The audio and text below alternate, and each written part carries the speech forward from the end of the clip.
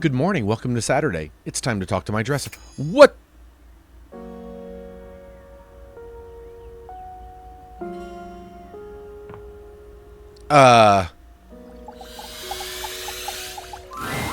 It's hard to make sense of what you're seeing.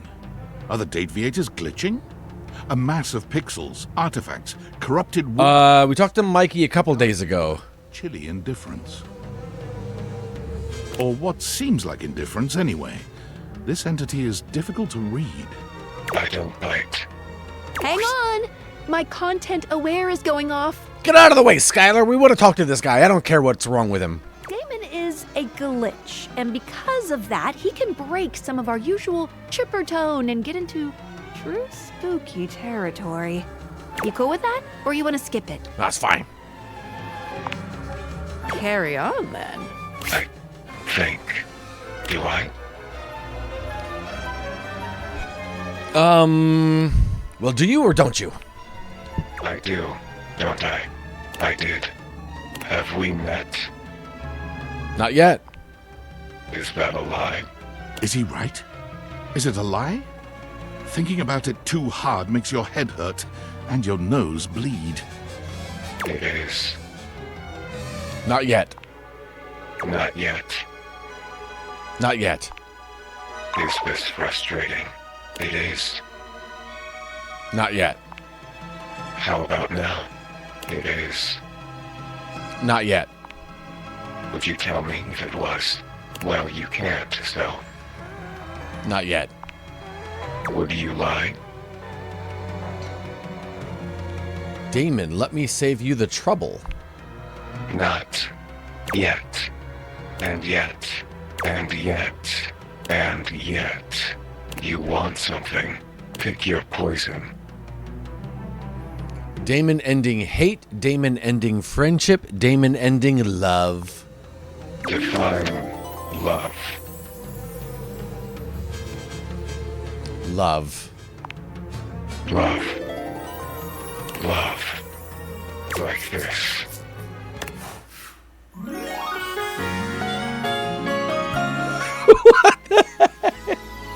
Dina? Whoa, I got a lot that time, I think. I'm never quite sure how much I get. Done. Flirty giggle. Chuckle. Gelfling loves the side-to-side shimmy. See? No biting. Flirty giggle. Chuckle. Not yet. Wait, what? Flirty giggle. This is so crazy. Overworld love line.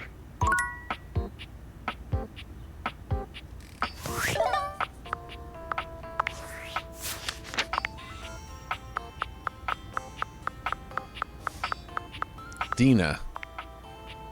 Voiced by John Pattenude. Likes you, dislikes you. Oh.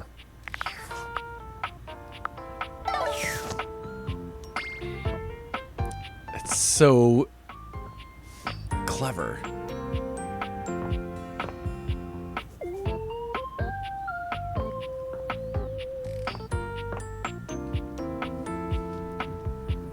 I don't know anything about. I've heard of Doki Doki Literature Club, but that is about it. Let's talk to Tony. Let's talk to Tony.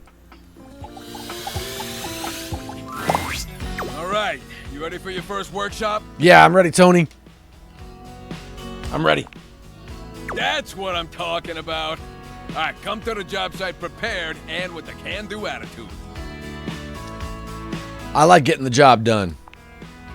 Good job is never done. Oh, okay, never mind. Unless it's Dunzo. You ever heard of Dunzo? It's one step above done. The ultimate done. Careful though. I knew a screw who had a little too much Dunzo, if you know what I'm talking about. Tony grins, flashing you a pair of finger guns as he waggles his eyebrows at you. I'm not doing this. First things first. In a courtship, as on a job site, you want to look busy. You don't gotta be doing nothing, you just gotta look it.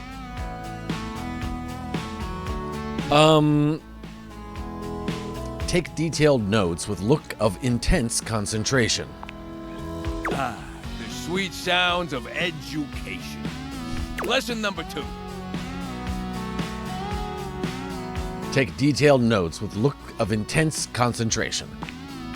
You just wrote down lesson number 2? Yeah. Wow, commitment. It's what's on the outside that counts. Really? That's not what I've heard. Take the paint job in the bathroom. What's wrong with the paint job in the bathroom? Nothing. Greg did a great job covering up that black stuff we found. What black stuff? I think he called it, mold. We have mold? Don't even worry about it. You can't see it no more. It's all deep in the walls. And hey, just like the mole or whatever you got in your house, only thing that matters in love is appearances. Your lover don't need to know what's underneath the surface. That still seems wrong. What's wrong about it? People don't actually need to know you. That explains everything. Not deep down, anyway. You just figure out what your lover wants, and then you become that on the outside.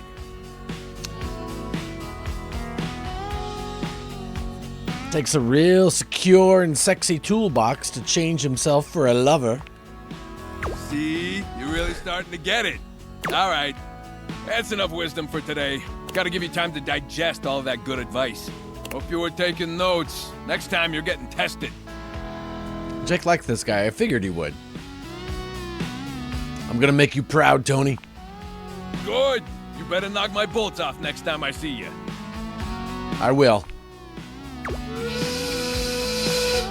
There's the lunch bell. Gotta run. Remember what I told you. Test next time. You got it, Tones. Oh, man, I'm gonna... Wait a second. Hey, Oh, I thought maybe we could interact with the crack in the wall. Ooh, excuse me. What was that noise? The box? Oh, it's probably the boxes. Okay. There was still like a china cabinet that popped in that we've never talked to.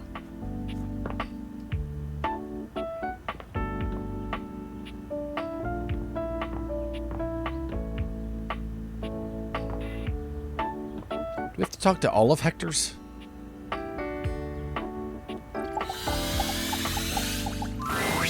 You?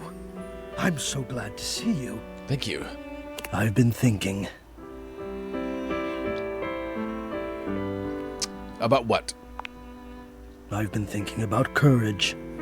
I've been playing and replaying our last conversation in my mind. And all I can feel now is shame. Why?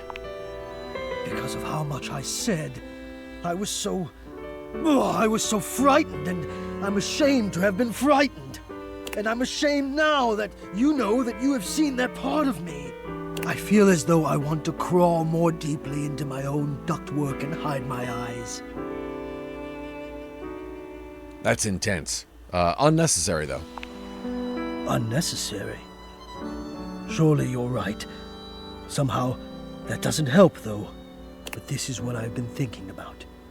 If there is no way to make the shame go away, then I will just have to make the reason for the shame go away. If I cannot treat the symptom, I must treat the disease. And I'm wondering, will you help me? Gonna need a teensy bit more information. I do not let myself be seen. I become quite frightened. I have even been known to become aggressive, if I am seen at all, but most especially without my permission. This has been my way for longer than I care to admit. I gotta talk to Daisuke about the fake silverware. Go on.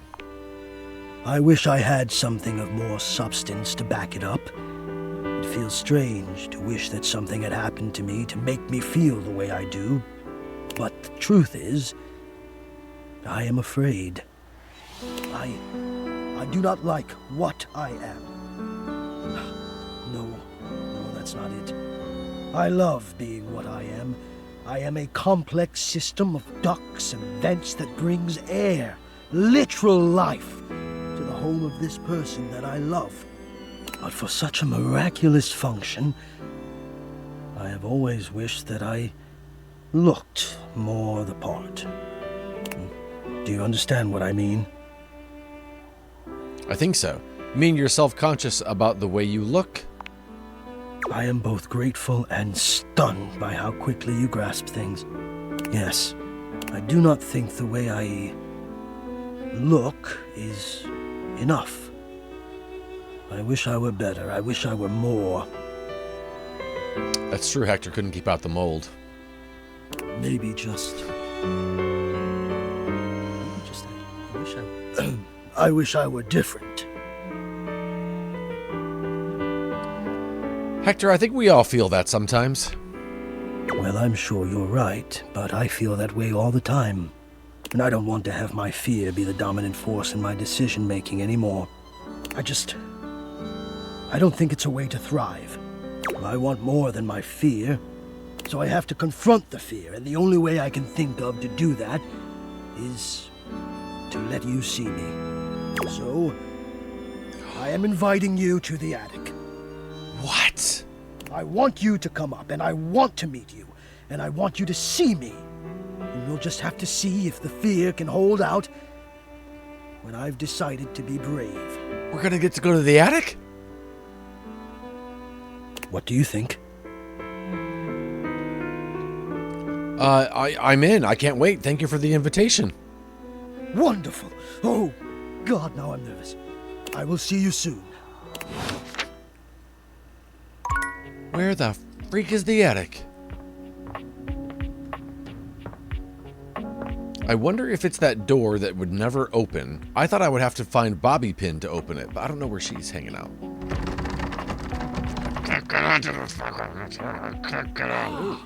Sorry. 2 hearts left. I already talked to this thing, right?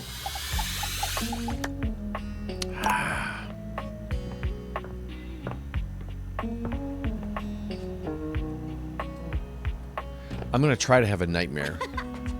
Hello? So, oh, you know what? Let's talk to the friar after our talk with, Christoph. After your last encounter, you're not entirely surprised to hear the friar's voice before you enter the kitchen. You are, however, surprised by the volume and tone of his voice, as well as the presence of 2 others. It seems there's a lively discussion going on when you enter. There is no reason to raise your voices. We can speak like civilized devices. I see right through you, Father! Friar, those who cannot handle progress and efficiency are doomed to oblivion and obscurity. It is perfectly natural to react to one's own obsolescence with anger. You do your best to be quiet, but the moment your foot makes contact with the kitchen floor, 3 heads whip around to look at you. You! Yes, you! Come here! Adding another to your ranks will not help your cause. Will you shut your goddamn fry hole for just 1 second? We're obviously not going to settle this going around in circles like we've been. So, you're just in time. Yeah, he's an air fryer. Yeah, it's from left to right. It's the stove, the air fryer, and the microwave.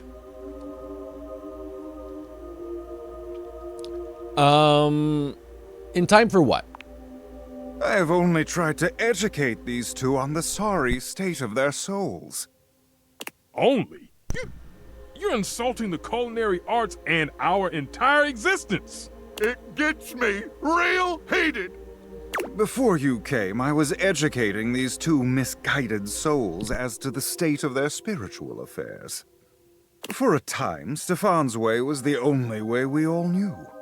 Luke brought innovation in the form of eliminating oil, it's true, but his heat is unevenly applied, and if not wielded carefully, can dry out and destroy most anything. I ain't about to let you speak for me. Or me. If you insist on spewing your lies, only do it quickly so we might return to the subject of salvation. Deep breath, Luke. In and out. Trust me.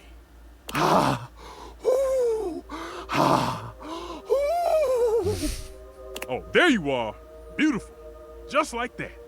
I'm gonna go first, so I don't lose my goddamn cool and forget what I was gonna say. Sure, buddy. Go ahead.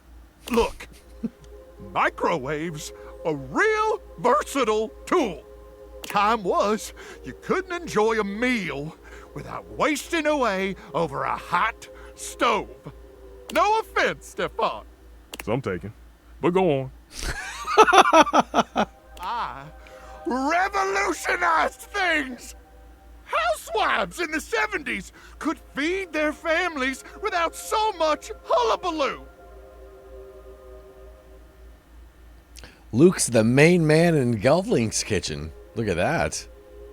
I can handle anything. You want it, you got it. Baking a potato, I got it. Boiling water, oh, I got that too. Nuking some dino nuggets or pizza rolls, I'm your microwave.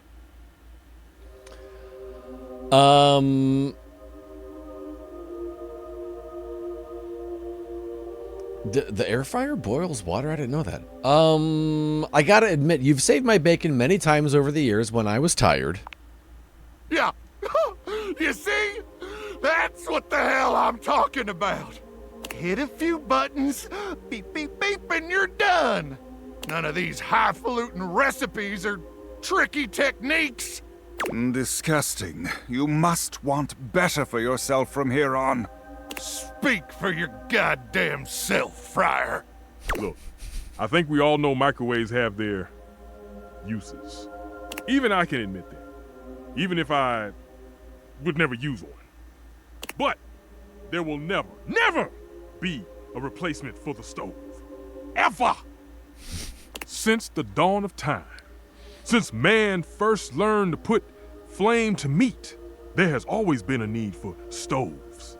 And there always will be. No matter what fancy gimmicks they come up with, there will never be a replacement for the good old-fashioned heat of a stove.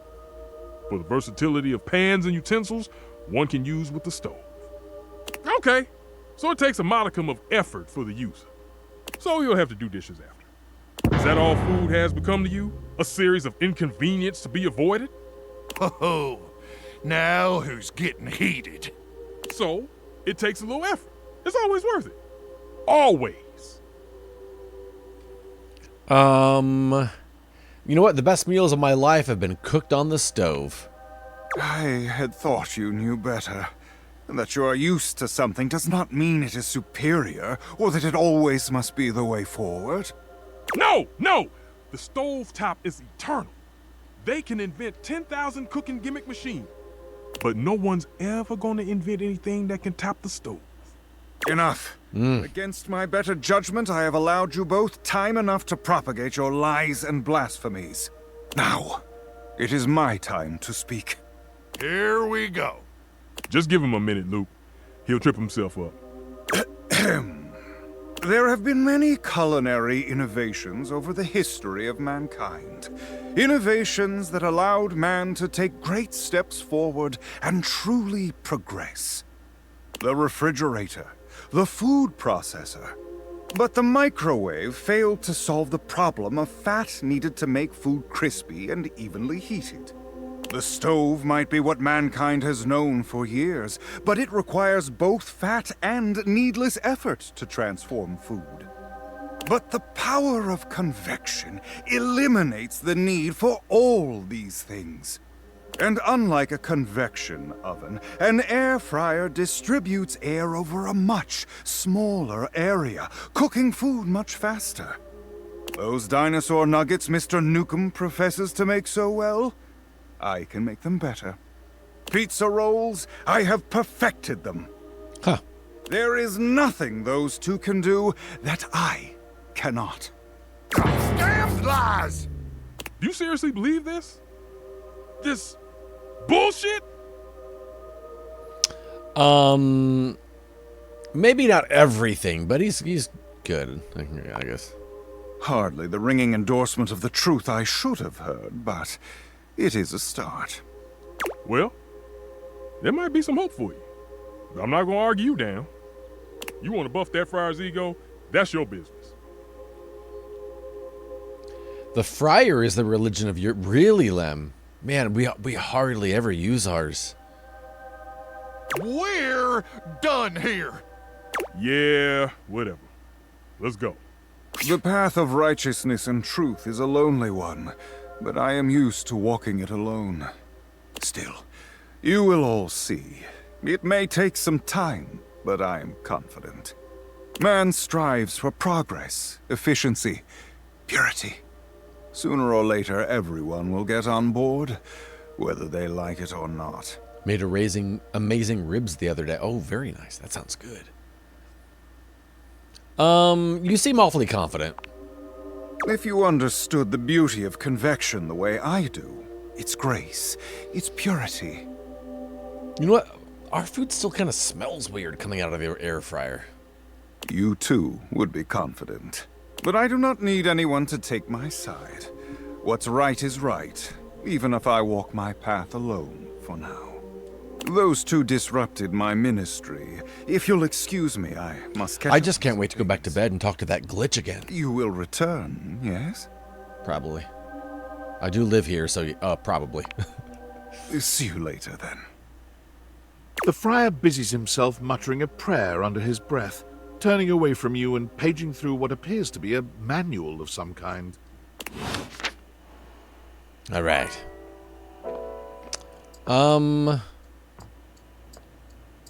What was that light that... I guess, did I just... Oh, it was like one of those floaty little lights. I wish I knew where Bobby Pin went.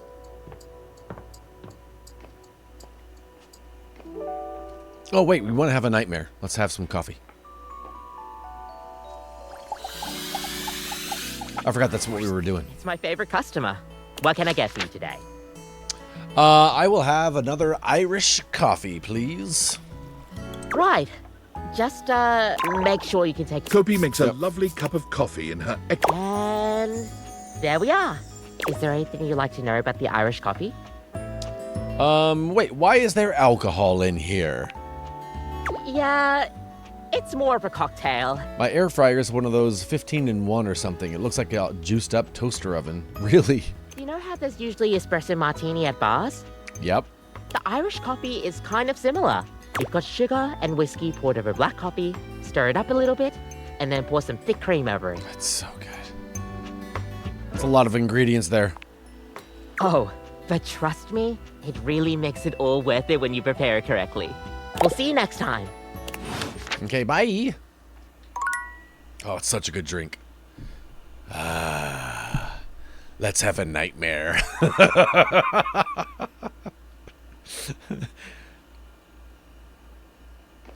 I'm not sure why, like, this is the only, drinking coffee is the only thing that has that really long animation coming out of it. Yeah, Bailey's and coffee is really good. Did she have whippets in her hair, in her apron pocket? Oh, maybe she did. Like, I think it was like, yeah, like the whipped cream. I love that that's still glitching. That's so cool.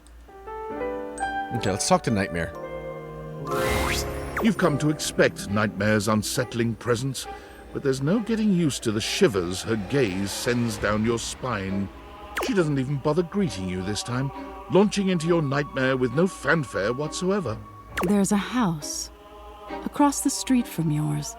There are many houses on your street, but the one across from yours, it's identical. In every way, even down to the 2 rocking chairs out front on the porch. You're sitting in the rocking chair, staring at your neighbor's house across the street. Okay. You realize you don't even remember when the house got there. You don't remember anyone moving in. But it's a beautiful day to be sitting outside. So you try to relax. You lean your head back and rock gently, basking in the warm day. I wish I could figure out how to talk to the dust bunnies under the couch. That's what I'm thinking of right now. You're not sure how much time has passed when you hear the front door across the street open.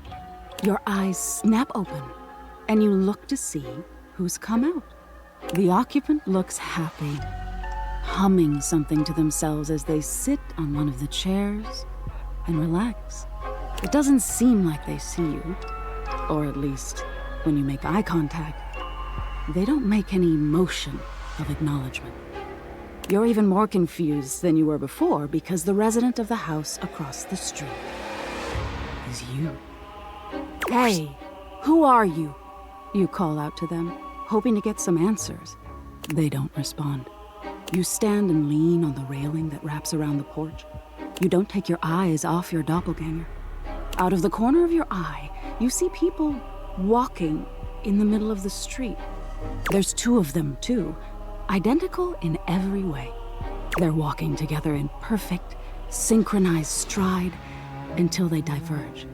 One walks across the street to your neighbor, and one walks up your walkway. They seem warm, comforting. They point to the rocking chair next to yours. Can I sit with you? They ask. I've been walking so long. You think for a moment before answering. Are you going to stay? You ask. Or will you leave? They seem confused by your question. I'll leave eventually, but this is where I want to be now. I really need a rest, they answer. You shake your head and wave dismissively. If you're going to leave, then leave, you grumble, sitting back in your chair. They look disappointed by this, but do as you ask. And leave. You see them walk down the street the way they came. You look back at your neighbor across the street and see they're sitting next to the stranger who walked up to them. They sit and chat, laughing and giggling, occasionally glancing towards your house, but always returning back to each other. You feel anger start to burn in your chest. You try to soothe yourself by knowing their stranger will leave. They won't always have something you don't. You'll end up the smart one, the one left with a heart intact. As you watch them, they start to change. All of a sudden, they look older. Gray starts to come through their hair, and crow's feet appear by their eyes as they laugh and hold each other's hands. You look down at your own hands, seeing your own skin wrinkling. No, no, you say to no one. Wait, wait! You feel your strength drain and your heart slow. You start to claw at your skin, at your clothes, at your thinning hair. Looking back to your neighbors, they still look at peace. The stranger's form relaxes and eventually turns to dust. Your doppelganger looks bittersweet. They place their hand on the rocking chair their love was once in.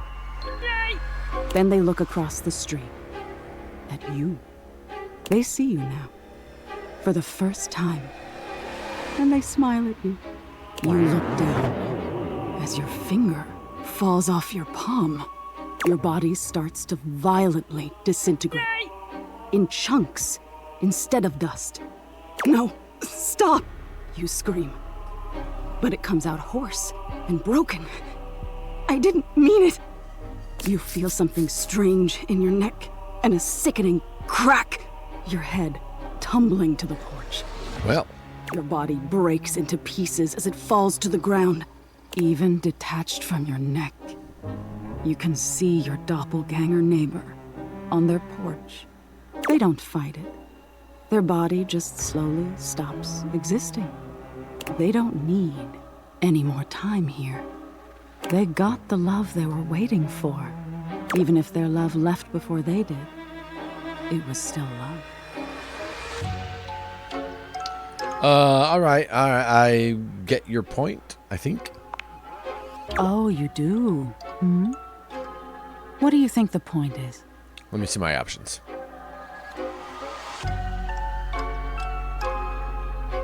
That my head's gonna fall off my body and this whole dream thing is stupid? That love is worth having even if you have to risk being hurt? That's exactly it. Boom. Being open to love is such a vulnerability. But isn't it worth it? To be known.